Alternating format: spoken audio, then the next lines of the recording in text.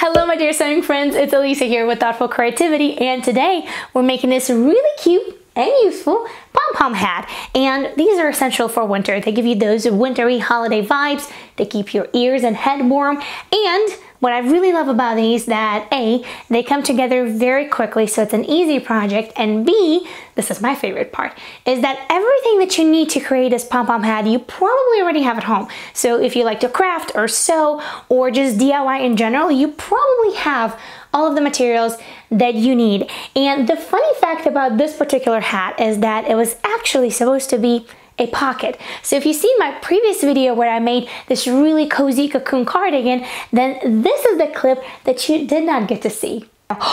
Should we do a pocket over here? You're watching Easy Sewing DIY, a weekly series where I make a simple pattern, then I sew it and love it. Everything is straightforward, so you can make it as well. Tune in for new episodes every weekend.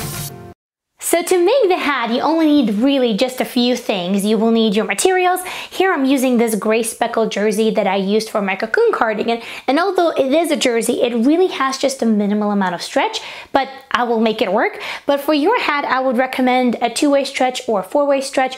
Anything that's stretchy will do. And to keep your mind kind of going in the direction of the materials that you could be using for these hats. Here I have a hat I made for myself out of Sherpa. Last year I made some hats for Christmas gifts, and I made them in faux fur and a really nice thick Harry Potter jersey. So definitely keep your open mind, and those hats were actually really well received by my friends and family. Now for the bottom band, I just used some leftover gray jersey, and for the pom-pom, which you can also skip, but for this pom-pom, I just used some leftover yarn that I had from a previous project. So yeah, let's get on to the measurements. So what I did with the measurements, number one, you're gonna measure your head, and you're gonna take your measuring tape, you're gonna place it like this, you're gonna go above your ears, and the reason why we're going above the ears is because the band is going to cover the ears, so you don't have to worry about that. And then you just wanna make sure that you keep your finger over here nice and tight, let it go, and we're gonna use half of this measurement. So fold it in half, and this is going to be your measurement, so go ahead and write it down.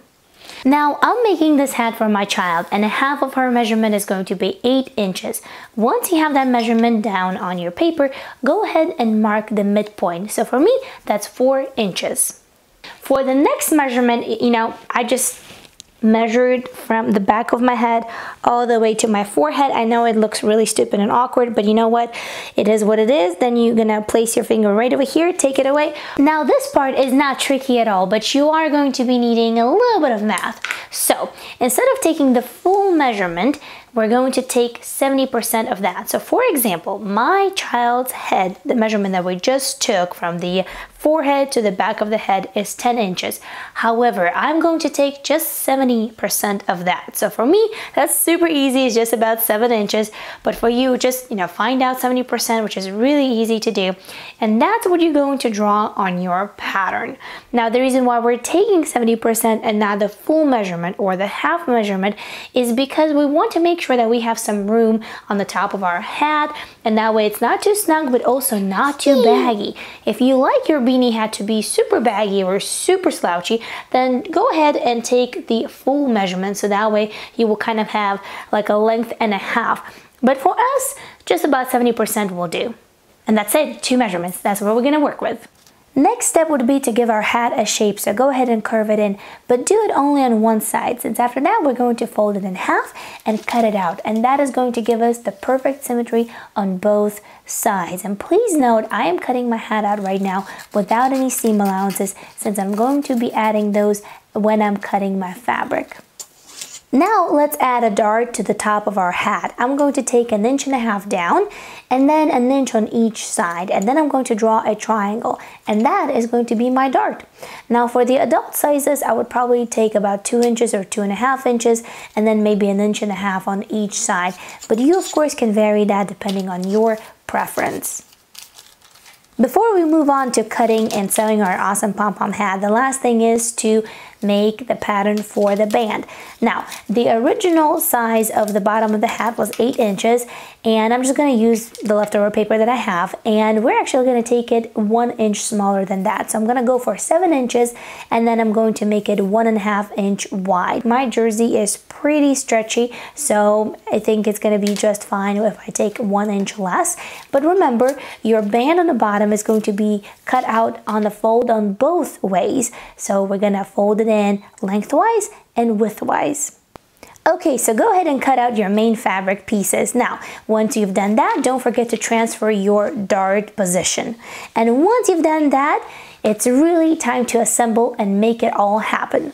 So first things first, let's close out the darts that we just created. Go ahead and fold your fabric pieces like so, pin them in place, and then use either a sewing machine or a serger, whichever one you have. Just remember that if you are using a sewing machine, use a stitch that is appropriate for stretchy fabrics, like zigzag stitch, for example.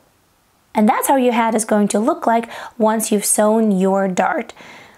Once you've done both of them, go ahead and lay them right sides together, one on top of another one, and then match the dart position so that way it's really nice and neat. And then you will sew from one side to another, leaving the bottom opening for your head open. Once that is done, you can turn your hat inside out. Ta-da! We're halfway there. Take the band that you just cut out and go ahead and sew the side seam. Now remember, our band was cut on a fold both ways, so once the side seam is done, which is actually going to be the center back, we're gonna fold our band in half, there we go, and then we're gonna make a notch where our center front would be. So that way it would be really easy for us to match all of these to our hat. There we go. Now what we're going to do is we're going to find center front and center back on our hat as well, and then we're going to put 2 pins in there so that way it's really easy for us to match everything. And then you're going to match center front of the band with the center front of the hat, and center back of the band with the center back of the hat. And then once all is done, you're gonna sew it all together. Now, since the band is smaller than the actual hat, you're gonna stretch it in place as you sew your hat. There we go.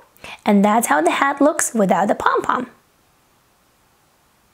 So when you are making these for gifts, I know it's kind of awkward to ask people to measure their head, and maybe you don't want them to know that you're making something for them. So you have a few options. Number one is you can actually use a freestyling pattern. There are a few that I used last year for my Christmas gifts, so I will leave them for you in the info box below. And I will leave those videos for you in the info box below as well, so that way you can see what I made with them.